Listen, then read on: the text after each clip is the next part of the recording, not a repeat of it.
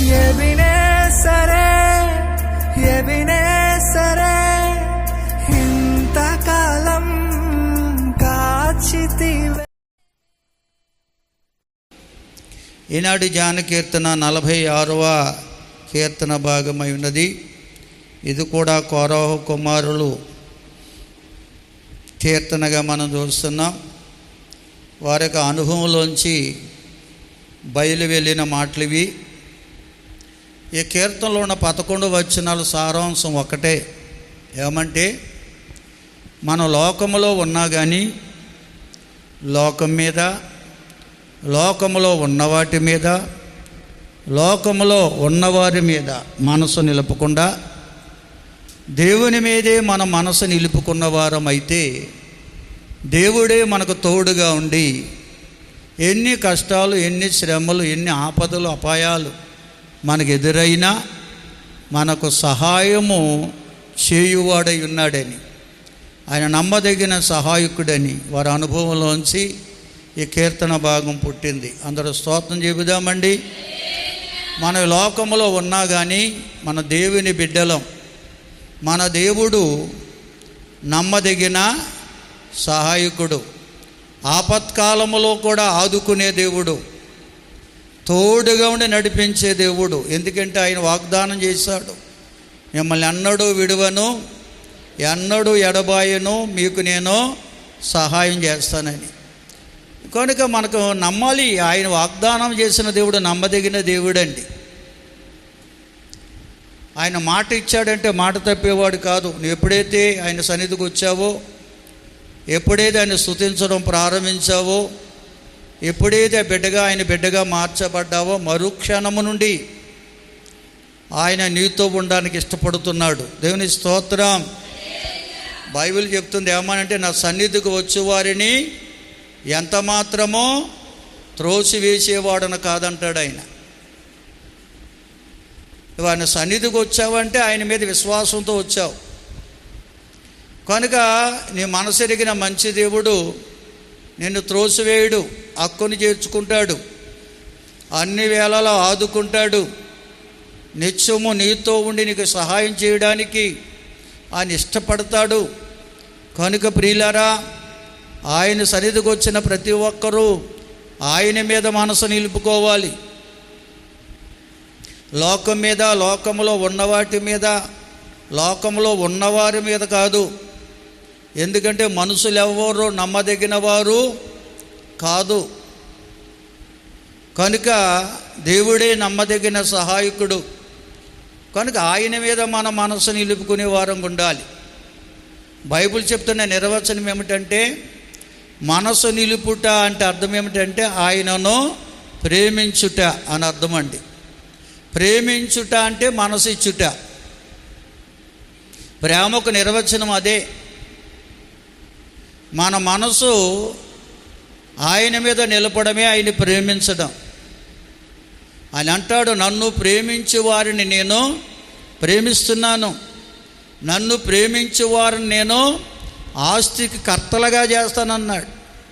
అతడు నన్ను ప్రేమిస్తున్నాడు కనుక నేను అతన్ని తప్పించేదను. ఎన్ని కూడా ప్రభు చెప్పిన మాటలేనండి. స్తోత్రం చెబుదామా? బైబిల్ చదివిన వాళ్ళకి అర్థమవుతుంది ఇవన్నీ. బైబిల్ చేతులుంటే సరిపోదు, ఆ బైబిల్ని మనం చదవాలి, మనసు అప్పగించింది చదవాలి. చదువు రాకపోతే వినాలి.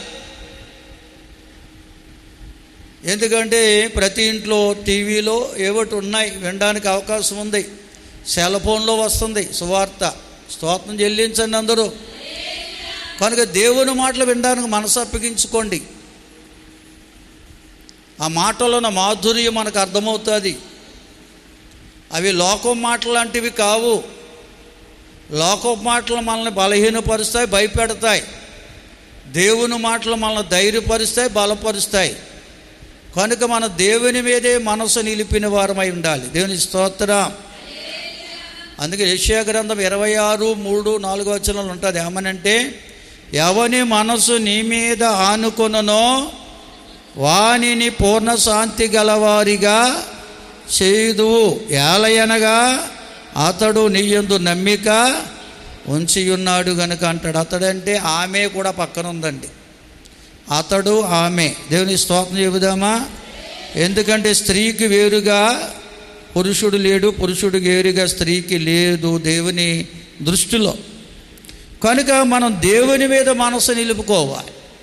ప్రతి విషయంలో ప్రయాణం చేసినా, పనిపాట్లు చేసినా, చదువుకుంటున్నా, ఉద్యోగం చేసినా, వ్యాపారం చేసినా, నువ్వేం చేసినా, వంట చేసుకుంటున్నా, ఇంటి పనులు చేసుకుంటున్నా, దేవుని మీద మనసు నిలుపుకొని చేసుకో పనులు. దేవునికి ఎంత శక్తినిస్తాడో స్తోత్రం చెప్దామా? చాలామంది లోక సంబంధమే ఆలోచించుకుంటూ పనిచేస్తుంటారు. కనుక వారి పని వారికి భారమైపోద్ది. ఎందుకంటే లోక సంబంధమైన ఆలోచనలు మనల్ని బలహీనపరుస్తాయి. దేవునిని గురించిన ఆలోచన మనల్ని బలవంతులుగా చేస్తుంది. ఎందుకంటే దేవుళ్ళో జీవం ఉంది. ఎప్పుడైతే దేవుడి కొరకు ఆలోచిస్తావో దేవుళ్ళో ఉన్న జీవం నీలోకి వచ్చేస్తుంది. ఆ జీవమే మనల్ని ధైర్యవంతులుగా మార్చేస్తుంది. స్తోత్రం చెల్లించండి. హల్లెలూయా, హల్లెలూయా.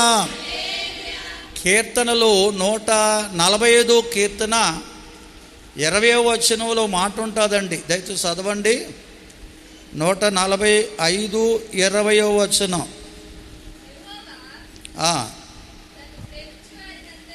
యెహోవా తన్ను ప్రేమించు వారందరినీ కాపాడును, భక్తిహీనులందరినీ ఆయన నాశనం చేయను. దేవుడు ఎంత ప్రేమమయుడు, అంత రోషం గలవాడండి. దేవుని నమ్ముకుని కూడా దేవుణ్ణి ప్రేమించే మనసు నీకు లేకపోతే నీవు భక్తిహీనుడివే, భక్తిహీనురాలివే ఆయన దృష్టిలో. పైకి ఎంతో భక్తి చేస్తుంటాం మనం. ఆయన మందిరానికి వచ్చినప్పుడు, ఆయన మందిరములో ఉన్నప్పుడు మన భక్తి కనపరుచుకుంటాం. కానీ ప్రభు చూసేది మన మనసు. ఎటువంటి మనసుతో నువ్వు భక్తి చేస్తున్నావో ఆయన చూస్తున్నాడు. ఎందుకంటే ఆయన మనసు ఎరిగిన మంచి దేవుడు. స్తోత్రం చెబుదామా? ఆయన అందరి హృదయాలు ఎరిగిన దేవుడు. ఆయన మన మనసును చూస్తున్నాడు. ఏ మనసుతో ఆయన సన్నిధికి వచ్చావో అది చూస్తున్నాడు ఆయన.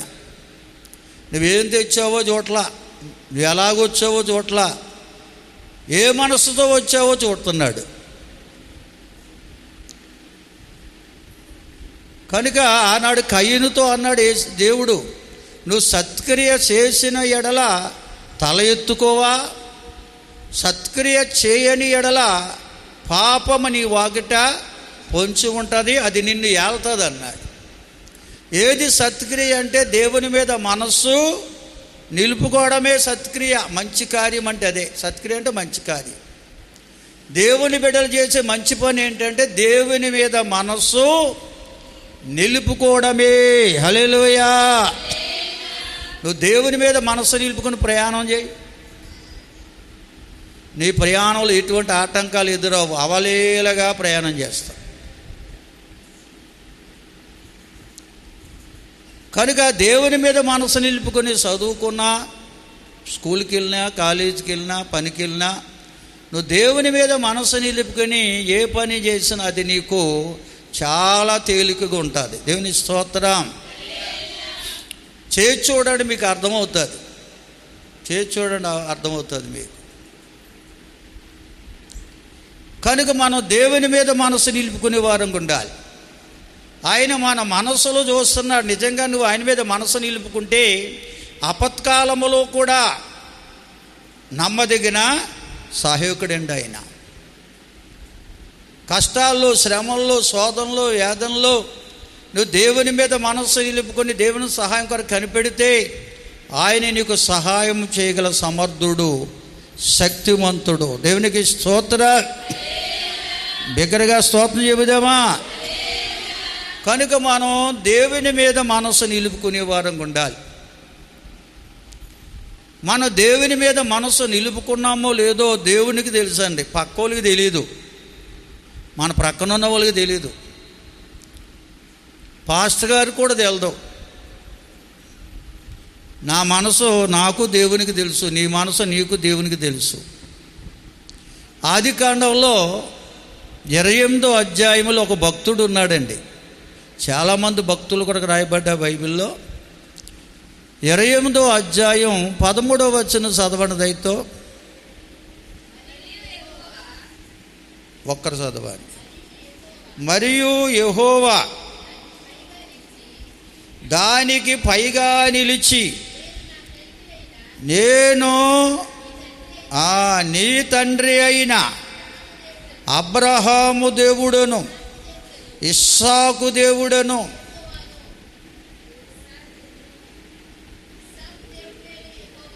ఇస్సాకు దేవుడనైన యెహోవాను, నీవు పండుకొని ఉన్న ఈ భూమిని నీకును నీ సంతానమునకును ఇచ్చేదను. నీ సంతానము భూమి మీద లెక్కకు ఇసుకరేణుల వలె అగును. నువ్వు పడమటి తట్టును, తూర్పు తట్టును, ఉత్తరము తట్టును, దక్షిణపు తట్టును వ్యాపించెదవు. భూమి యొక్క వంశములన్నీ నీ మూలముగా, నీ సంతానము మూలముగా ఆశీర్వదించబడును. ఇదిగో నేను నీకు తోడయుండి నీ వెళ్ళే ప్రతి స్థలములోనూ నిన్ను కాపాడుచు నీ దేశమునకు నిన్ను మరలా రప్పించెదను. దగ్గరగా దేవుడు ఎవరితో మాట్లాడుతున్నాడు? ఇక్కడ యాకోబుతో మాట్లాడుతున్నాడండి. ఇస్సాకు కుమారుల్లో చిన్నవాడైన యాకోబుతో మాట్లాడుతున్నాడు. ఇస్సాకు రెపకాలకు పుట్టిన 2 కుమారులు, చిన్నవాడు యాకోబు, మరి కవల పిల్లలు. యాకోబుతో దేవుడు ఎందుకు మాట్లాడుతున్నాడంటే, యాకోబు మనసు దేవుని మీద నిలుపుకుని ఉన్నాడు. హల్లెలూయా. యాకోబు బేర్షాబాను విడిచిపెట్టి హారాను వైపు వెళ్ళిపోతున్నాడు. తల్లిదండ్రుల మాట విని హారాను వైపు వెళ్ళిపోతున్నప్పుడు బేర్షాబా అరణ్యములో ప్రయాణం చేస్తున్నాడు. ఒంటరిగా వెళుతున్నాడు, కాలినడకన వెళుతున్నాడు. ఆ బేర్షాబా అరణ్యములో కొంత దూరం వెళ్ళేటప్పటికీ చీకటి అయిపోయిందంట. చీకటి పడిపోతే అతనికి నిద్ర వస్తుంది. అక్కడ స్థలాన్ని వెతుకు చూస్తే ఒక రాయి కనపడ్డదంట. ఆ రాయిని తలగడగా చేసుకుని నిశ్చంతగా నిద్రపోతున్నాడట. అరణ్యములో ఎవరైనా నిశ్చంతగా నిద్రపోతారా అంటే నిద్రపోతారు. ఎవరంటే దేవుని మీద మనసు నిలుపుకున్నవారు. దేవుని స్తోత్రం. నువ్వు దేవుని మీద మనసు నిలుపుకోకపోతే ఎక్కడున్నా నీకు భయమే, ఎక్కడున్నా భయమే. కనుక నువ్వు దేవుని మీద మనస్సు నిలుపుకో, ఏ భయము నిన్ను ఆవరించదు. దుష్టుడైన సాతాను నిన్ను భయపెట్టలేడు, నీ మనసును కలవరి పెట్టలేడు. దేవుడి మీద మనసు నిలుపుకోకపోతే దుష్టుడైన సాతాను అనేకమైన ఆలోచనలు పంపిస్తాడు. ఇది అరణ్యం, క్రూర మృగాలు సంచరించే స్థలం, ఇది చీకటి, కటిక చీకటి, భయంకరమైన దురాత్మలు ఉంటాయి. ఇవన్నీ ఆలోచనలు నిజంగా యాకోబు హృదయంలోనికి పంపించి ఉంటే సైతాను అతడు నిశ్చింతగా నిద్రపోయేవాడా? ఒక రాయి తీసుకుని తలగడగా పెట్టుకోగలడా? లేదండి. అతడు బేర్షాబాలో ప్రయాణమై వస్తున్నప్పటి నుంచి అతని మనసంతా దేవుని మీదే. తల్లిదండ్రులు చెప్పారు, మేమెవరూ నీతో లేకపోయినా దేవుడు నీతో ఉంటాడు. దేవుని స్తోత్రం చెప్పండి. మనము కూడా మన పిల్లలకు అది నేర్పించాలి. దేవుని మీద మనసు పెట్టుకో, దేవుడు నీకు తోడుగా ఉంటాడని చెప్పాలి.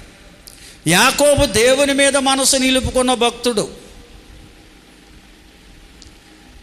దేవుని మీద మనసు నిలుపుకున్నాడండి. కనుకనే అరణ్యములో కూడా నిశ్చంతగా ఓ రాయిని తలగడగా పెట్టుకుని నిద్రపోతుంటే ఆ మనసెరిగిన మంచి దేవుడు ఒక దర్శనాన్ని ఇచ్చాడంట, కళనిచ్చాడట. తన తల వద్దన్న రాయి వద్ద నుంచి ఆకాశాన్ని అంటే పెద్ద నిచ్చెన చూపిస్తున్నాడు. నిచ్చెన పైభాగాన్ని ఆ దేవదేవుడు ఆసీనుడై ఉన్నాడు. కింద నుంచి దేవదూతలు ఎక్కుతున్నారట, పైనుంచి కొందరు దిగుతున్నారట. అంటే అంతవరకు యాకోబుతో దేవదూతలు ఉన్నారండి. అంటే అక్కడ డ్యూటీ మారుతున్నారు దేవదూతలు. వాళ్ళు కూడా డ్యూటీలు మారుతారు. స్తోత్రం చెల్లించండి అందరూ. ఈ దర్శనాన్ని ఎప్పుడైతే చూశాడో ఆ పైన ఉన్నటువంటి పరమ తండ్రి మాట్లాడుతూ ఆయన అంటున్నాడు, నేను ఎవరినో తెలుసా? నీ పితరుడైన అబ్రహాము దేవుడను, నీ తండ్రి అయిన ఇస్సాకు దేవుడను, నీకు నేను దేవుడుగా ఉన్నాను. దేవునికి స్తోత్రం చెల్లించండి. దేవుడు అంటే తోడుగా ఉండి కాపాడేవాడే దేవుడు. ఇదిగో నీ వెళ్ళే ప్రతి స్థలములో నేనుంటాను నీకు తోడుగా. నువ్వు చేసే ప్రతి పనిని కూడా అభివృద్ధిపరుస్తాను, ఆశీర్వదిస్తాను.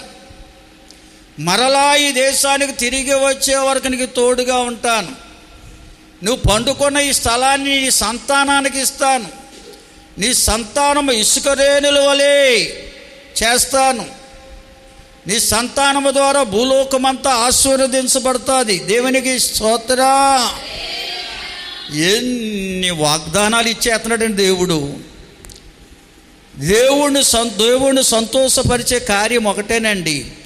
దేవుని సన్నిధికి వచ్చిన ప్రతి ఒక్కరూ దేవుడి మీద మనసు నిలుపుకుంటే దేవుడు ఎంత సంతోషిస్తాడో. హల్లెలూయా.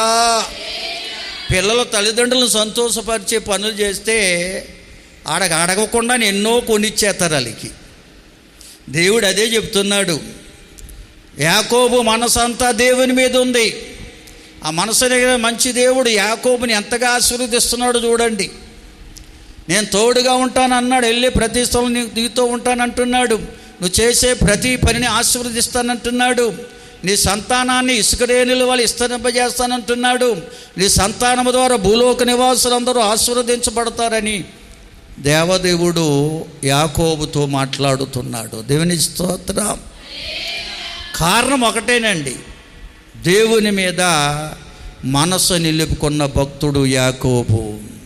అతడు నిజానికి చూడడానికి మోసగాడిగా కనపడవచ్చు, తండ్రిని మోసపరిచినట్టుగా మనకు క్రియలు తెలవచ్చు, తన యొక్క అన్నయ్యని యేసేవును మోసపరిచాడని మనం అనుకోవచ్చు. కానీ అతని మనసంతా దేవుని మీద ఉంది. మనము కూడా లోకంలో ఎవరో మంచివారం కాము. మనలో ఏదో ఒక లోపము ఉంటుంది, ఏదో చెడుతనం ఉంటుంది. కానీ మన దేవుని మీద మనస్సు నిలుపుకుంటే దేవుడు మనల్ని అంగీకరిస్తాడు. హల్లెలూయా.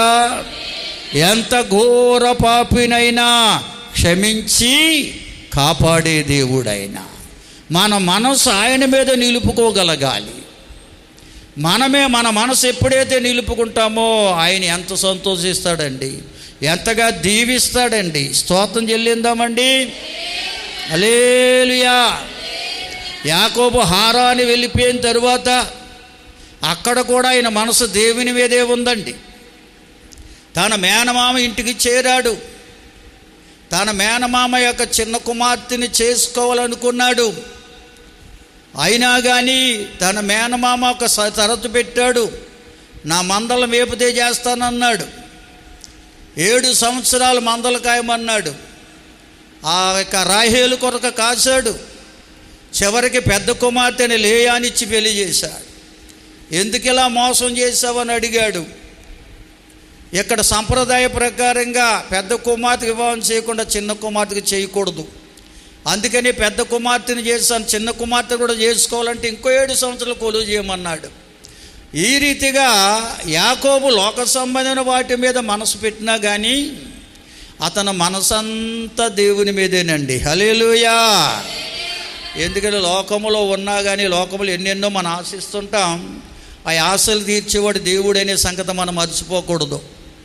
ఆయనకి ఇష్టమైతే, ఆయన చిత్తమైతే ఖచ్చితంగా మన ఆశలు తీరుస్తాడు. దేవుని స్తోత్రం చెల్లించండి. మానవుడు ఆశాజీవి కనుక ప్రియులారా, సుమారు 20 సంవత్సరాలు అయిపోయింది యాకోబు తన యొక్క తల్లిదండ్రులు విడిచి వెళ్ళి. అప్పటికే దేవుడు భార్యలను పిల్లలనిచ్చాడు, గొప్ప సంపదనిచ్చాడు. అప్పుడు తన భార్యన లేయాను రాహేల్ని పిలిచి యాకోబు ఆరుతో ఏమన్నాడు చూడండి. ఆ రాత్రి దేవుడు మాట్లాడంటే యాకోబుతో, ఇక నీవు ఈ స్థలాన్ని విడిచిపెట్టి నీ స్వదేశానికి వెళ్ళిపోమంటున్నాడు దేవుడు. హల్లెలూయా. అప్పుడు ఏమని చెప్తున్నాడు చూడండి, అదే ఆదికాండం 31వ అధ్యాయంలో ఉంటుందండి ఆ మాటలో. 31వ అధ్యాయం 4 నుంచి చదవండి 7వ వచనం వరకు చదివితే నాకు ఆ రాత్రి దేవుని స్వరం విన్నాడు. ఆ స్థలాన్ని విడిచిపెట్టి మరలా తిరిగి వెళ్ళిపోమని చెప్పాడు. అప్పుడు తన పొలములోకి తన భార్యలను పిలిపించి వారితో అన్నాడు, మీ తండ్రి యొక్క కటాక్షం నిన్న మనలాగా లేదు ఇప్పుడు నా మీద. అతడు విషమూజుపు చూస్తున్నాడు, నా జీతం అనేక సార్లు మార్చేశాడు. అయితే నా తండ్రి యొక్క దేవుడు నాకు మాత్రం తోడుగా ఉన్నాడు. దేవుని స్తోత్రం. హల్లెలూయా. లోకములో మన పనిపాట్లు చేస్తున్నా దేవుని మీద మనసు నిలుపుకుంటే దేవుడు ఖచ్చితంగా తోడుగా ఉంటాడండి. ఈయన మందల మేపుతున్నాడు, కానీ ఆయన మనసంతా దేవుని మీద ఉంది. ఎందుకంటే దేవుడే నన్ను నా ఆశలు తీరుస్తాడని, దేవుడే నన్ను ఆశీర్వదిస్తాడని, దేవుడే ఈ స్థితి నుంచి నన్ను తప్పిస్తాడని దేవుళ్ళు అతిశయిస్తూ దేవుడి మీద మనసు నిలుపుకుంటూ దేవుళ్ళు ఆనందిస్తున్నాడు ఈయన. కనుకనే దైవస్వరాన్ని విన్నాడు. మరలా ప్రయాణమే తిరిగి వెళ్ళిపోతూ భార్యలతో అంటున్నాడు, దేవుడు నాకు తోడుగా ఉన్నాడు. దేవుని స్తోత్రం. అందుకే దేవుడు నన్ను బహుగా దీవించాడు. కనుక మనమందరము కలిసి మళ్ళా మీ తండ్రిని విడిచిపెట్టి వెళ్ళిపోదామని ప్రయాణం అయ్యాడట. కనుక ప్రియులారా గమనించాలి, దేవుడు ఎప్పుడూ మనల్ని విడిచిపెట్టేవాడు కాదండి. ఎప్పుడంటే మనం ఏ పని చేసుకునేవారమైనా దేవుని మీద మనసు నిలిపేవారమై ఉండాలి. ఈ పనిని దేవుడే ఇచ్చాడు నాకని సిగ్గుపడకుండా చేయాలి. మందల మేపుతూ ఆయన సిగ్గుపడలేదండి. స్తోత్రం చెల్లిందామా. దేవుడిచ్చిన పనిని దేవుళ్ళలోనే అతిశయిస్తూ దేవుని మీదే మనసు నిలుపుకుని సుమారు 20 సంవత్సరాలు ఉండిపోయాడు మేనమామ ఇంటి వద్ద. దేవుడు యాకోబుకు తోడుగా ఉన్నాడు. దేవుని స్తోత్రం చెబుదాం. బిగరగా దేవుని స్తుతిందామా. హల్లెలూయా. కనుక దేవుని మీద మనసు పెట్టుకున్నాడు. కావలసినవన్నీ దేవుడిచ్చాడు. భార్యనిచ్చాడు, బిడ్డలనిచ్చాడు, సంపద ఇచ్చాడు, పనివారులను ఇచ్చాడు. ఈ అందరినీ తీసుకుని ప్రయాణమే వెళుతున్నప్పుడు ఎబ్బేకురే వద్దకు వెళ్ళినప్పుడు ఒక ఆలోచన వచ్చిందంట. ఈ ఆలోచన వచ్చి, ఎంత సంపద నేను సంపాదించుకున్నా కానీ నా యొక్క అన్నగారికి నేను శత్రువుగా ఉండిపోయాను. నా అన్నగారి పట్ల నేను చేసిన మోసాన్ని నాన్న మరిచిపోకుండా నన్ను చంపడానికి, నాశనం చేయడానికి ఎదురు చూస్తున్నాడని అతని మనసులో ఉండిపోయింది. అపోహ అండి అది. నిజానికి దేవుడు తన అన్నయ్యని యోసేపు యొక్క మనసు ఎప్పుడో మార్చేశాడు. ఆయన స్తోత్రం చెల్లించండి. అతనిలో ఉన్న అనుమానాన్ని బట్టి నాకు ఎంత సంపద ఉన్నా కానీ నా సంపదను చూసి నాన్న నన్ను క్షమించడు, కనుక నా బ్రతుకు మారాలి, నా జీవితాన్ని మార్చే దేవుడిని మొరపెట్టాలని ఆ సంపదనంతా 2 భాగాలుగా చేసి ఆ ఎబ్బేకురేవు దాటించి పంపేసి వారితో చెప్పాడు, మా అన్నయ్యని యోసేపు గాని ఎదురొస్తే నీ దాసుడైన మీ తమ్ముడు ఈ సంపద అంతా నీ కొరకే పంపించాడని చెప్పండి. ఆ సంపదను చూసన్న కోపం చల్లార్చుకుంటాడని వారితో చెప్పి పంపించి, ఆయన మనసంతా దేవుని మీదే ఉందండి. ఎందుకంటే మా అన్న యొక్క కోపం ఈ సంపదను బట్టి చల్లారదని తెలుసు. నా అన్న కోపం నా మీద చల్లారాలంటే దేవుడే నాలో ఒక పరివర్తన కలగ చేయాలి. నన్ను చూడగానే మా అన్న మనసు మారిపోయేలాగా దేవుడు చేయాలి. ఆ చేయగల సమర్థుడని ఎరిగిన వాడై రాత్రంతా ఒంటరిగా మిగిలిపోయి దైవ సన్నిధిలో కనిపెట్టి ప్రార్థించడం మొదలుపెట్టాడట. దేవుని స్తోత్రం. ఎంత సంపద ఉన్నా సంతోషం లేదు ఆయనలో. సంపూర్ణమైన సంతోషం లేదు. ఏదో పక్కన వేదన ఉండిపోయింది. అన్నగారు నన్ను నాశనం చేస్తాడని ఒక ఆలోచన ఉండిపోయింది. ఎప్పుడైతే దేవుని మీద మనసు నిలిపి ప్రార్థించడం ప్రారంభించాడో ఆ రాత్రే దేవుడు తన దూతను పంపించాడండి యాకోబు వద్దకి. యాకోబు దేవదూత పాదాలు పట్టుకున్నాడు. నన్ను దీవించే వరకు నిన్ను విడిచిపెట్టనన్నాడు. స్తోత్రం చెల్లిందామా? దేవదూత చెప్తున్నారు, తెల్లవారిపోతుంది నన్ను విడిచిపెట్టేయమంటే నేను నన్ను దీవించే వరకు విడిచిపెట్టనన్నప్పుడు ఆ దేవదూత యాకోబు యొక్క తొడగూటిని కొట్టగా యాకోబు తొడగూడు సడలిను అని రాశారు. స్తోత్రం చెల్లించండి. ఆ తొడగూడు సడలిపోయిందటండి. అలాగైనా కానీ యాకోబు ఆయన పాదాలు విడిచిపెట్టలేదు, దేవదూత పాదాలు విడిచిపెట్టలేదు. నువ్వు నన్ను దీవించే వరకు నేను నిన్ను విడిచిపెట్టాను. దేవుని స్తోత్రం చెల్లించండి. హల్లెలూయా. గాయపరిచినా కానీ, మన కష్టాలు వస్తే, గాయాలు వస్తే, ఏదన్నా కష్టం వచ్చినా నష్టం వచ్చినా దేవుని మీద మనసు నిలపలేము మనం. తొడగూడి సడలిపోయినా కానీ, ఇరిగిపోయినా కానీ యాకోబు మనసు దేవుని మీదే నిలిపాడు. దేవుని స్తోత్రం. అప్పుడు యాకోబుని దేవుడు అడుగుతున్నాడు, దేవదూత అడుగుతున్నాడు, నీ పేరేమిటి అన్నాడు. నా పేరు యాకోబు అని చెప్పగానే, ఇక మీదట నీ పేరు యాకోబు కాదు ఇశ్రాయేలే అని చెప్పాడంట. అందరూ స్తోత్రం చెల్లించండి. అంటే అర్థం ఏమిటంటే, నీవు పాత రోత బ్రతుకు కలిగిన యాకోబు కాదు, దేవుడు ఏర్పరచుకున్న బిడ్డవు నువ్వు. దేవుని స్తోత్రం. దేవుని మనసు యాకోబుకు దేవుడిచ్చాడు. ఆయన చూపులో, మాటలో, సమస్త రూపములో మార్పు వచ్చేసింది. యాకోబును చూసిన వారికి ఎటువంటి కోపోద్రేకం గలవాడైనా ఆ కోపాన్ని విడిచిపెట్టి ప్రేమతో హత్తుకునే మనసు వచ్చేసింది యాకోబులోకి. దేవుని స్తోత్రం. హల్లెలూయా. కనుక యాకోబు దేవుని సందులో పెనుగులాడడానికి కారణం, ప్రభువా నీ మనసు నాకు కావాలి, నాలో నా మోసకరమైన మనసు తీసివేయండి, నీ మనసుతో నన్ను నింపండి, నీ బిడ్డగా నన్ను చేసుకోమని ఎప్పుడైతే మొరపెట్టాడో యాకోబును ఇశ్రాయేలుగా దేవుడు మార్చేశాడు. దేవుని స్తోత్రం. కనుక దేవుని బిడ్డలమైన మనం దేవుని మీద మనసు నిలుపుకోవాలండి. లోక సంబంధమైన సంపద కొరకే కాదు, మన బ్రతుకులో మార్పు కొరకు దేవుని మీద మనసు నిలుపుకోవాలి.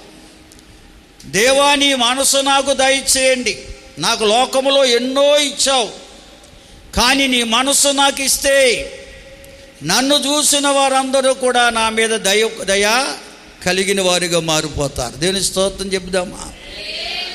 శత్రువులే మిత్రులుగా మారిపోవాలి. స్తోత్రం చెల్లించండి అందరూ.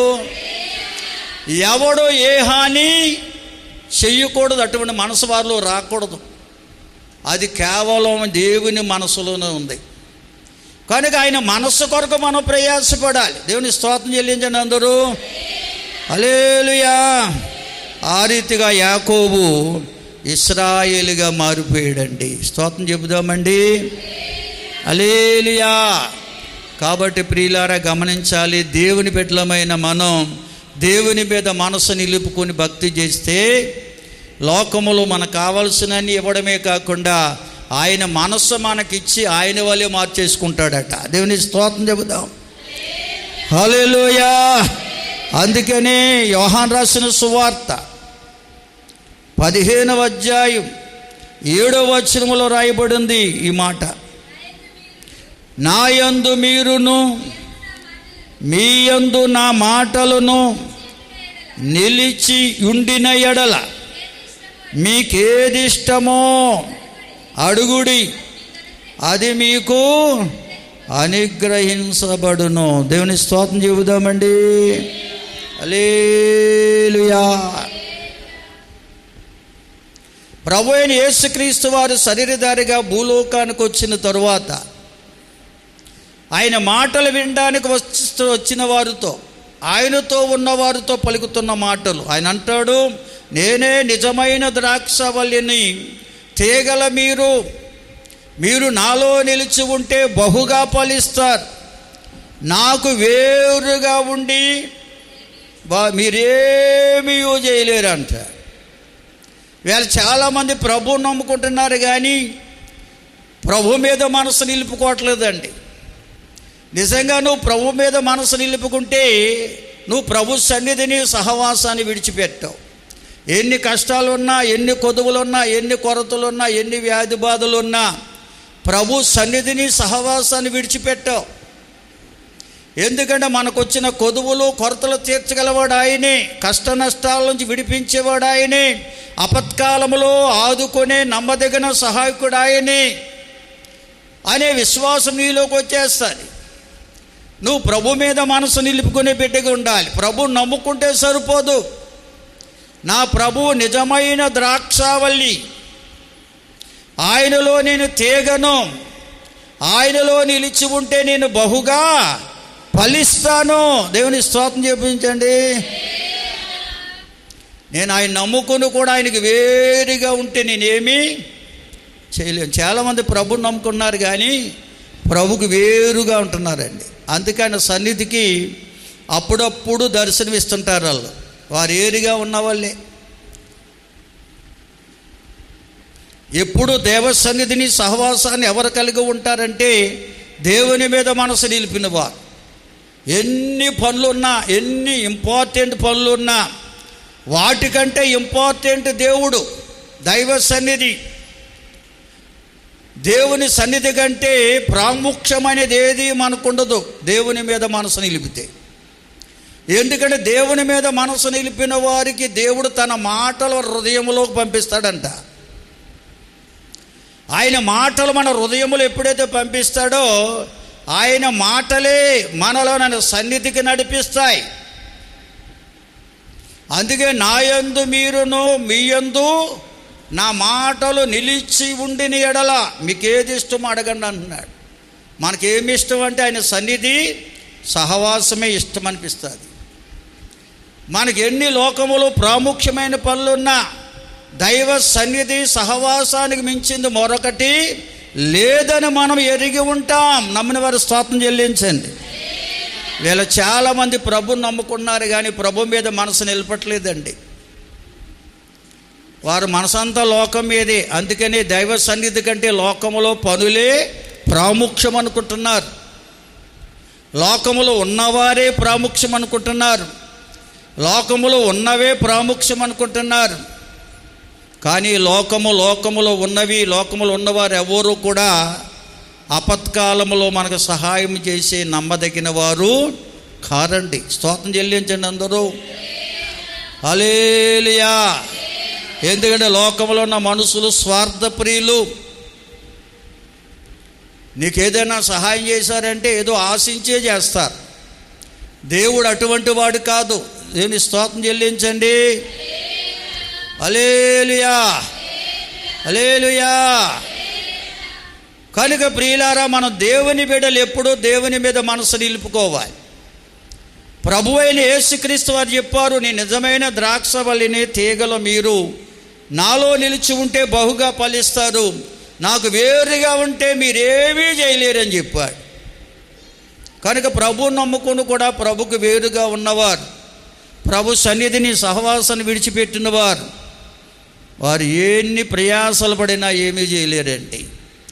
ఆయన సన్నిధిని, సహవాసాన్ని కలిగి ఉండు, నీకు కావలసినవన్నీ దేవుడు నెరవేరుస్తాడు. నమ్మిన వారు స్తోత్రం చెల్లించారు. హల్లెలూయా, హల్లెలూయా. అందుకే కీర్తన 2వ కీర్తనలో 12వ వచనంలో రాయబడింది ఈ మాట. ఇది ప్రభు అయిన యేసుక్రీస్తు వారిని ఎరిగిన మనం ఆయనను ముద్దు పెట్టుకునే వారంగా ఉండాలి. ముద్దు పెట్టుకోవడం అనగా ఆయన మీద మనస్సు నిలుపుకోవడం. దేవుని స్తోత్రం చెల్లించండి. బైబిల్లో ముద్దుల కొరకు చాలా రాయబడ్డాయి. ఒకటి ప్రేమతో పెట్టే ముద్దు అంట, రెండవది దొంగ బుద్ధులు అంట, దొంగ ముద్దులు. ఇస్కరేతు యోధ యేసు ప్రభువారిని అప్పగించడానికి ముద్దు పెట్టుకున్నాడు యేసే. నేను ఎవరినైతే ముద్దు పెట్టుకుంటానో ఆయనే యేసే అని చెప్పాడు వాళ్ళకి, అధికారులకి. దొంగ ముద్దులు అన్నారు. వీళ్ళు చాలామంది పైకి ముద్దులు పెట్టుకుంటారు, మనసు పెట్టరు వారి మీద. వారంటే ప్రేమ లేదు వారికి, ప్రేమ లేని ముద్దులండి. యేసయ్యని నిజంగా నువ్వు మనసు నిలుపుకుంటే, యేసయ్యకి నీ మనసు ఇస్తే, నువ్వు యేసయ్యను ముద్దు పెట్టుకున్న బిడ్డవే. దేవుని స్తోత్రం చెల్లించండి. అంటే ఆయన సన్నిధిని సహవాసన కలిగి ఉండడమే ఆయన ముద్దు పెట్టుకోవడం అంటే. ఆయన ముద్దు పెట్టుకోవడం అంటే అది.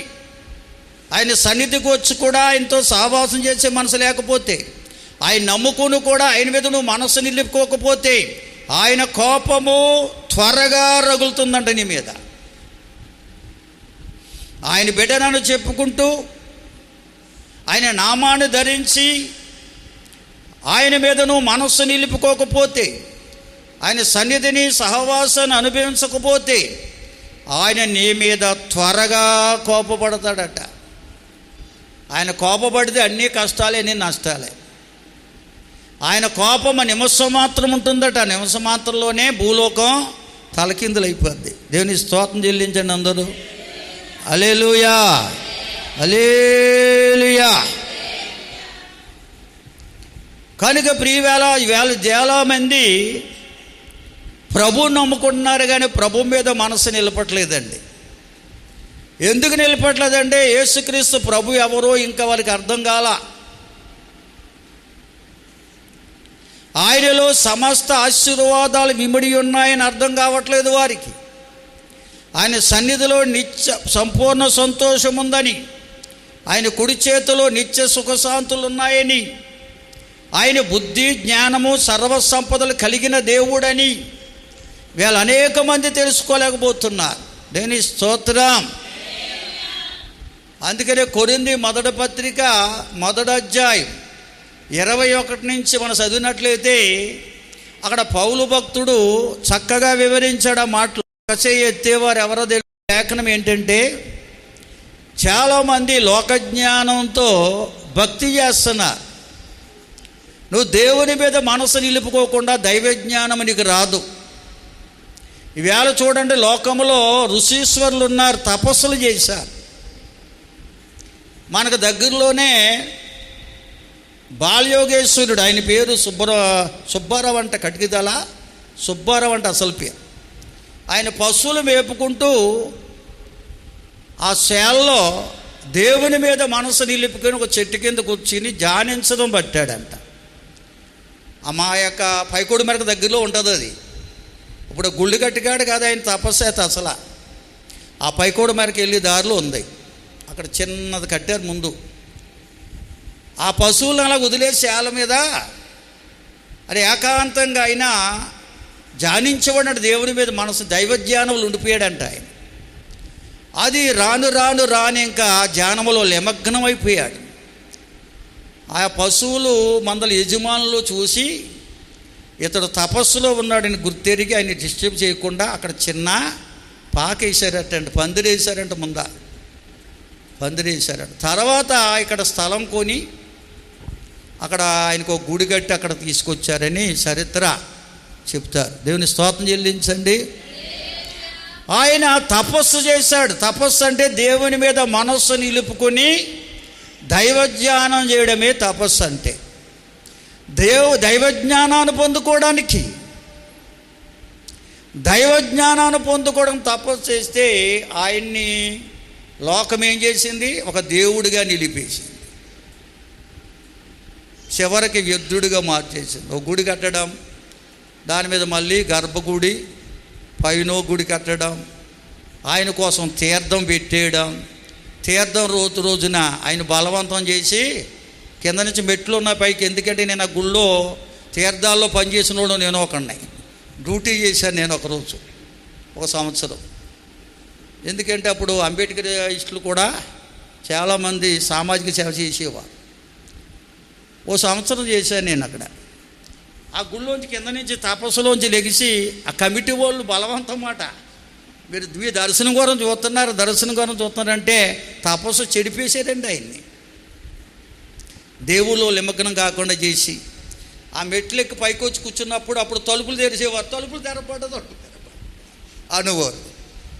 ఆ జనాలను చూసి ఆయనకి మనసు ఇది ఊగిపోయేవాడు ఆయన. అప్పుడు తలుపులేసేస్తే తలుపులు ఓడిపోయాను వారు. గుడ్డి మనుషులు కాదండి, మనుషులంతా కూడా గుడ్డోళ్ళు. ఎవరని చెప్తే అదే. అరటి పళ్ళు వచ్చి అన్నీ కూడా కింద లోన వరండా. చివరికి ఆయన తమ్ముడు కూడా ఆయన చూసి ఆయన తమ్ముడు మొదలెట్టాడు చిన్న భార్య. ఇద్దరు కూడా ఆ గుళ్ళోనే చచ్చిపోయారు ఆఖరిగా. దైవ సాంఖ్యానికి వెళ్ళారు లేదు నానేం చెప్పలేను. స్వాతం చెల్లించండి అందరూ. కనుక దేవుని మీద మనస్సు నిలుపుకోవడం అంటే అది దైవధ్యానం. దైవ జ్ఞానం కొరకు, బుద్ధుడు కొరకు మన చరిత్ర తెలుసు, చిన్నబడి పుస్తకాలు ఉండేది. ఆయన గౌతముడు యువరాజు అతడు కూడా మరణం అంటే ఏమిటో, ఎందుకు మనిషికి మరణం వస్తుందో తెలుసుకోవాలని ఓ బోధి వృక్షం కింద భార్య బిడ్డలు విడిచిపెట్టి వెళ్ళిపోయాడంటే అరణ్యంలో ఒక రాత్రి. ఓ బోధి వృక్షం కింద కూర్చుని తపస్సు చేయడం ప్రారంభించాడు. అప్పుడు దేవుడు అతను దర్శించి ఈ మరణానికి ఆ మర్మాన్ని తెలియజేయడానికి మెస్సయ్య మరొక 400 సంవత్సరాల్లో రాబోతున్నాడు లోకానికని, దేవుడే లోకానికి రాబోతున్నాడని అతనికి దర్శనమిస్తే ఆ బుద్ధిస్ట్ పుస్తకాల్లో రాశాడు ఆయన. బుద్ధుడు రాశాడు ఏంటో తెలుసా? మరొక 400 సంవత్సరాల్లో మెస్సయ్య లోకానికి వచ్చి ఈ మరణం యొక్క మర్మాన్ని తెలియజేస్తాడని ఆ గౌతమ బుద్ధుడు రాశాడు పుస్తకాల్లో. ఎందుకంటే బౌద్ధ మత సూత్రాలతో నేను కూడా అది మతం చేసేసారు వాళ్ళు. హల్లెలూయా. బుద్ధుడు దేవుడు కాదు, దైవజ్ఞానాన్ని పొందుకున్నవాడు. స్తోత్రం చెల్లిందామా? స్తోత్రం చెబుదామండి. హల్లెలూయా. కనుక ప్రియులారా, బైబిల్ గ్రంథం తేటగా బోధిస్తుంది. లోకము తన జ్ఞానముతో భక్తి చేస్తే ఎన్నటికీ దేవుని తెలుసుకోలేరు. దైవజ్ఞానం పొందాలంటే దేవుని మీద మనస్సు నిలుపుకొని దేవుణ్ణి ధ్యానించాలి. అప్పుడే దైవ జ్ఞానం నీకు దొరుకుతుంది. దేవుని స్తోత్ర. ఎంత చెప్పినా, ఎన్ని కార్యాలు జరిగినా లోకంలో దేవుడు ఎన్నెన్నో కార్యాలు చేశాడు. పూర్వకాలం నుండి మానవులతో మాట్లాడుతున్నాడు దేవుడు. ఆది మానవుడు ఆదామవ్వలు చెడుతనాన్ని పొందుకొని దేవుని అతిక్రమించి వారి హృదయంలోకి వచ్చిన చెడుతనాన్ని బట్టి దేవుడికి దూరమైపోయారు. అయినా దేవుడు వారికి సమీపంగా ఉండాలని ఇష్టపడుతూ వారి హృదయంలో చెడుతనాన్ని కడిగివేయడం కొరకు అనేక రీతిలుగా దేవుడు వారితో మాట్లాడుతూ వచ్చాడు. ప్రవక్తల ద్వారా కూడా మాట్లాడుతూ వచ్చాడు. ఈ దినముల అంతమందు కుమారుని ద్వారా కూడా మాట్లాడాడు. దేవునికి స్తోత్రం. ఆయనే లోకానికి వచ్చి మనుషుడిగా పుట్టి మనుషు రూపమును ధరించి మానవులతో మాట్లాడడం ప్రారంభించాడు. ఎందుకంటే ఈ మానవులో ఉన్న చెడుతనాన్ని తొలగించడానికి. దేవుని స్తోత్రం. అయినా కానీ అనేక మంది ఆయన మీద మనసు నిలుపలేకపోయారు. కనుక నేను అద్భుతాలు చేసిన, ఆశ్చర్యకార్యాలు చేసిన, చనిపోయిన వారిని కూడా లేవనెత్తిన, రాళ్ళను రొట్టెలుగా చేసిన, ఎన్నెన్నో అద్భుతాలు చేసిన, ఆశ్చర్యాలు చేసిన అనేక మంది మనసులో ఉన్న చెడుతనం తొలగిపోవట్లేదని, దేవుని మీద మనసు నిలుపలేకపోతున్నారని గుర్తెరిగిన ప్రభు ఏ చెడుతనమైతే, ఏ పాపమైతే మానవుని మనసును అణిచివేస్తుందో ఆ చెడుతనాన్ని తొలగించడం కొరకు ఏ పాపం లేని యేసయ్య పాపులైన మానవుల కొరకు కలవరి సిలువకు అప్పగించుకున్నాడు. హల్లెలూయా. ఆయన కార్చిన పరిశుద్ధ రక్తము ద్వారా మానవ హృదయములో ఉన్న చెడుతనము కడిగి వేయబడింది. ఎవరైతే నమ్ముతారో వారే ఆయన మీద మనసు నిలుపుకుంటారు. ఎవరైతే ఆయన మీద మనసు నిలుపుకుంటారో వారు ఆయన తన మాటలు వారిలో పంపించి వారి హృదయమున చెడుతనాన్ని కడిగి వేసి పవిత్రపరుస్తాడు. హల్లెలూయా. ఆయన సన్నిధిని సహవాసాన్ని విడిచిపెట్టకుండా ప్రభు మీదే మనసు నిలుపుకుని ప్రయాణాల్లో, పనిపాటల్లో, ప్రతి కార్యాల్లో ప్రభు మీదే మనసు నిలుపుకుని ప్రభు సన్నిధిని సహవాసాన్ని అనుభవించేవారిగా చేయడం కొరకు ఆయన పవిత్ర రక్తాన్ని సిలువలో కార్చాడు. దేవునికి స్తోత్రం. హల్లెలూయా. అందుకంటాడు, మేము సిలువ వేయబడిన క్రీస్తును ప్రకటిస్తున్నాం. యూదులేమో సూచక్రియలు అడుగుతున్నారు, గ్రీసు దేశస్తులేమో జ్ఞానాన్ని వెతుకుతున్నారు. గ్రీసు దేశస్తులైన లోక సంబంధులు లోక జ్ఞానాన్ని వెతుకుతున్నారు. యూదులంటే మేము దేవుని బిడ్డలమని, దేవుని చేత ఏర్పరచబడిన వారైన వారు కూడా దేవుని మీద మనసు నిలపకుండా దేవుని తెలుసుకోలేని వారై సూచక్రియలంట. నిజంగా ఆయన దేవుడైతే కార్యం చేయమనండి, ఈ కొదువ తీర్చమనండి, మాసించింది ఇమ్మనండి, అప్పుడు ఆయన నమ్ముకుంటామన్నారు. అందరూ కూడా పైకి నామకార్థ భక్తులండి, దేవుని సన్నిధికి వస్తున్నారు కానీ దేవుని మీద మనసు నిలుపుకోలేని వారు. ఆనాడు యూదులు అలాగే ఉండేవారు. దేవుని స్తోత్రం. ఎవరైతే ఆ ప్రభుని నమ్ముతారో, ఆయన కల్వరి శిలువలో కార్చిన రక్తమే మానవులను చెడుతనాన్ని కడిగి వేసిందని, మానవుని యొక్క మనస్సును దేవుని మీద నిలిపడానికి నిమగ్నం చేసేదానిగా చేసిందని ఎవరైతే గుర్తెరుగుతారో వారే దేవుని శక్తిని పొందుకుంటారు, దైవ జ్ఞానాన్ని అందుకుంటారు. దేవునికి స్తోత్రం. హల్లెలూయా. అందుకంటాడు, మేము సిలువ వేయబడిన క్రీస్తును, యేసుక్రీస్తును ప్రకటిస్తున్నాం. ఎందుకు యేసుక్రీస్తు వారు సిలువ వేయబడ్డారో తెలుసా? నీ నా మాన మనస్సులను బాగు చేయడానికి, లోకం వైపు పాపం వైపు పరుగులు తిరుగుతున్న మన మనస్సును దేవుని మీద నిలుపుకునేవారిగా చేయడానికి, మన మనసులకు పట్టిన పాప మాలిన్యాన్ని కడిగివేసి, ఈ లోక మాలిన్యాన్ని కడిగివేసి దేవుని మీద మనస్సు నిలుపుకునేవారిగా చేయడం కొరకే ఆయన సిలువకు అప్పగించుకున్నాడు. దేవునికి స్తోత్రం. హల్లెలూయా. ఆయన మరణ పునరుద్ధానముల ద్వారా మానవుల యొక్క మనస్సును పవిత్రపరచబడింది. నిజంగా ఈ సత్యాన్ని ఎరిగి ఉంటే నీ మనసు ఎప్పుడు ప్రభు మీదే నిలుపుకుంటావు. ఎన్ని కష్టాలు వచ్చినా, శ్రమలు వచ్చినా, శోధన వచ్చినా, ఎటువంటి అపత్కాలము నీకు ఎదురైనా కానీ ఆయన నమ్మదగిన సహాయకుడని గుర్తెరిగి ఆయన మీదే మనస్సు నిలుపుకొని ఆయన సహాయం కొరకే కనిపెడతావు. దేవునికి స్తోత్రం. అందుకే రోమాపత్రిక 8:31 రాస్తాడు, దేవుడు మన పక్షమునుండగా మనకి విరోధి ఎవడు? దేవుడు మన పక్షాన్ని ఎప్పుడు ఉంటాడు? ఎంత విన్నారు చెప్పట్లేకపోతున్నారు. దేవుడు ఎప్పుడుంటాడు మన పక్షాన్ని? దేవుని మీద మనసు నిలుపుకోగలిగితే, ఆ మనసు ఎరిగిన మంచి యేసయ్య నీ పక్షాన ఉంటాడు, నీతో ఉంటాడు, నీకు సహాయం చేస్తాడు. నీ కోసం, నా కోసం, మనందరి కోసం సిలువలో ప్రాణం పెట్టిన దేవుడు, మన పాప మాలిన్యాన్ని కడిగివేసిన దేవుడు, మరణము జయించి తిరిగి లేచిన సజీవుడైన దేవుడైన ఆత్మస్వరూపిగా మనతో ఉండి మన ప్రతి అవసరత తీరుస్తాడు. హల్లెలూయా. ఎప్పుడో తెలుసా? ఆయన నమ్ముకున్న నీవు ఆయన మీద మనస్సు నిలిపినప్పుడే. దేవునికి స్తోత్రం. మనం ఎక్కడున్నా ఆయన మీద మనస్సు నిలిపిన వారమై ఉంటే మన ప్రతి అవసరత ఆయన మహిమలో తీరుస్తుంటాడు. అవినీతమైన లోకములో మన నీతిమంతులుగా తీరుస్తాడు, మన నిందలు తొలగిస్తాడు. అంతేకాదు ప్రియులారా, లోకములో పాపములో పడిపోతున్నప్పుడు గద్దించి బుద్ధి చెప్పి లేవనెత్తి నడిపిస్తాడు. మన కోసం మరణించి తిరిగి లేచిన యేసయ్య మన కొరకే తండ్రికి విజ్ఞాపనము కూడా చేస్తున్నాడు. అటువంటి క్రీస్తు ప్రేమ నుండి మనలను ఎవరు ఎడబాపలేరు. హల్లెలూయా.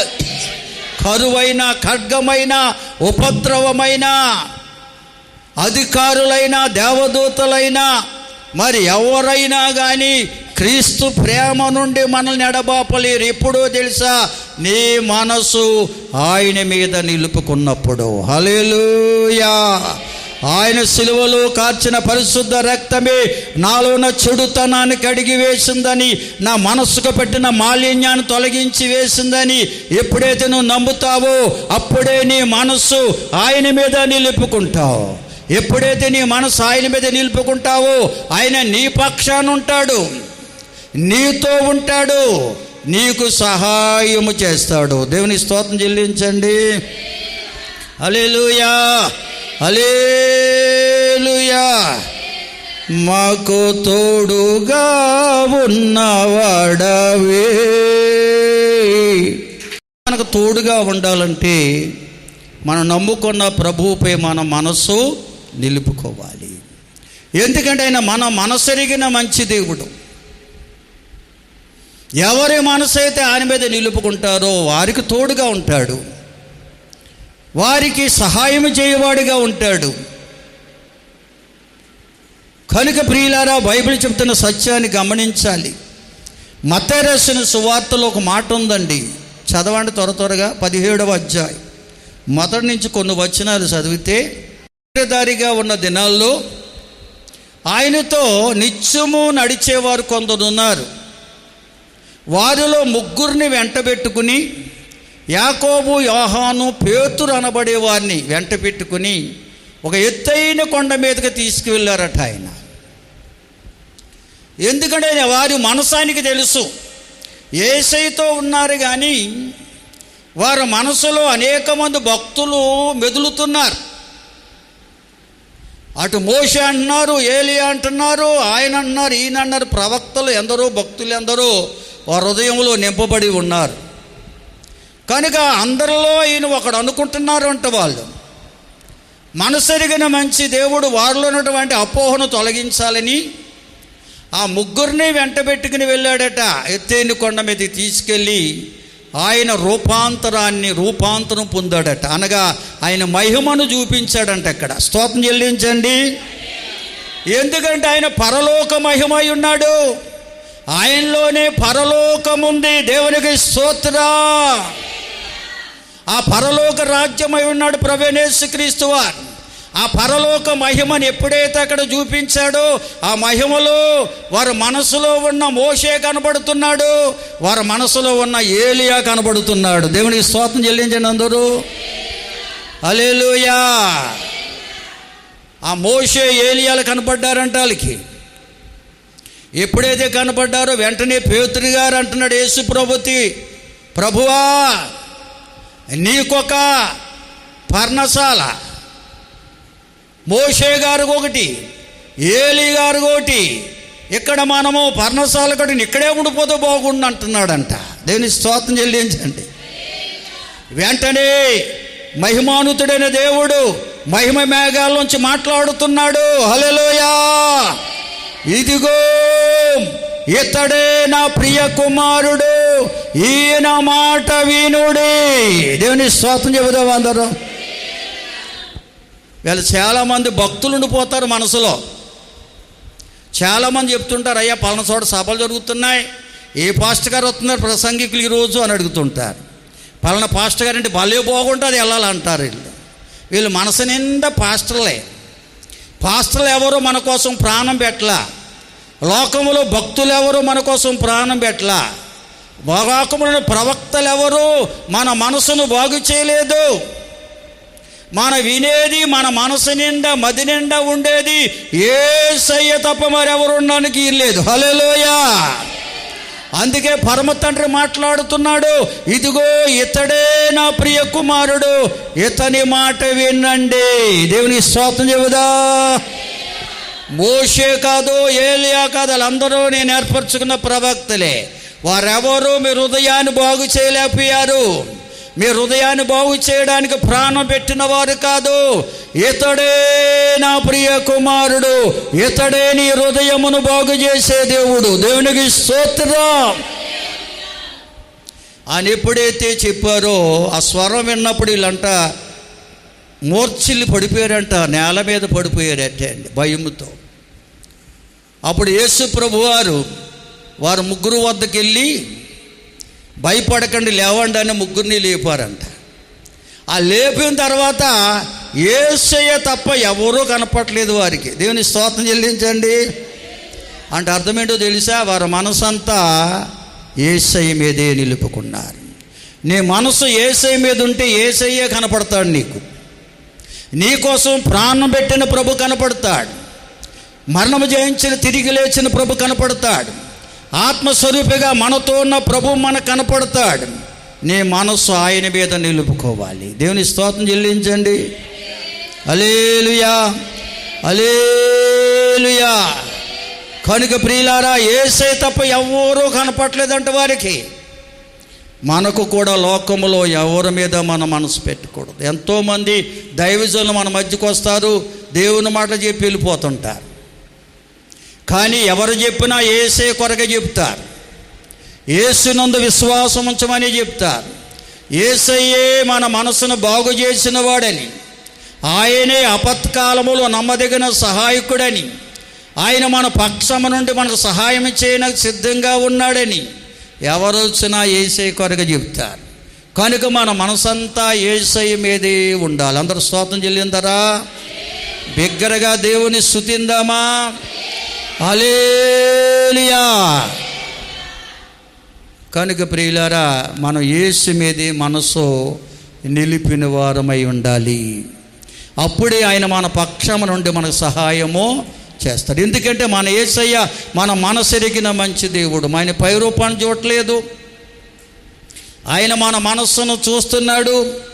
ఆయన సన్నిధి వస్తున్నా నీవు ఆయన మీద మనసు నిలుపుకున్నావో లేదో చూస్తున్నాడు. ఆయన మీద నువ్వు మనసు నిలుపుకుంటే నీతో ఉంటాడు, నాతో ఉంటాడు, మనందరితో ఉంటాడు. ఎందుకంటే అందుగలవాడు ఇందు లేడని సందేహము లేదు, ఎందెందు వెతక చూసినా అందందే ఉన్నాడు. ఎందుకంటే ఆయన విశ్వమంతా నిండినవన్న దేవుడు. హల్లెలూయా. ఆకాశమైన సింహాసనమై భూమి ఆయన పాదపీఠంగా కలిగి విశ్వమంతా నిండి ఉన్నాడు ఆయన. ఆయన కాపుదల కొందృష్టి మనపై ఉండాలంటే మనము ఆయన పైన మనసు నిలుపుకోవాలి. ఆయనపై మనసు నిలుపుకుంటే ఆయన సన్నిధిని సహవాసాన్ని విడిచిపెట్టలేవు. ఆయన సన్నిధిలోని సంపూర్ణ సంతోషాన్ని అనుభవిస్తావు. ఆయన కుడి చేతులు నిత్య సుఖశాంతులు పొందుకుంటావు.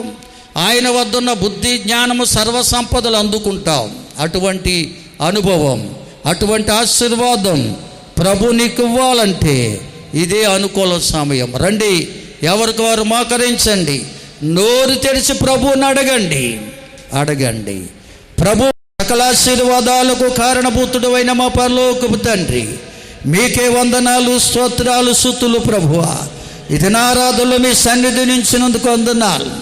మీరే మాతో సూటిగా మాట్లాడినందుకు వందనాలు అయ్యా. మీరు కలవరి శిలువలో చూపించిన ప్రేమ, ఆ కలవరి శిలువ యాగము ద్వారా మానవాళికి ఇచ్చిన రక్షణ భాగ్యం మానవ హృదయాన్ని బాగు చేసిందని, స్వస్థపరిచిందని, నీ మీద మనస్సు నిలుపుకునేవారుగా చేసిందని, ఎవరైతే మీ మీద మనసు నిలుపుకుంటారో వారి పక్షమున మీరుండి వారికి సహాయం చేసే దేవుడివై ఉన్నావని, ఎంత క్లిష్ట సమస్యలో ఉన్నా, ఎటువంటి కలవరముతో ఉన్నా, ఎటువంటి వ్యాధి బాధలతో ఉన్నా, ఎటువంటి కుటుంబ సమస్యలు వారిని కలవర పెడుతున్నా నీవు వారి జీవితంలో న్యాయము చేసే దేవుడివై ఉన్నావని, మీరు మా పక్షమునుండగా మాకు విరోధి ఎవరునైనా, మాకు విరోధముగా ఎవరు ఏ హాని చేయలేరయ్యా.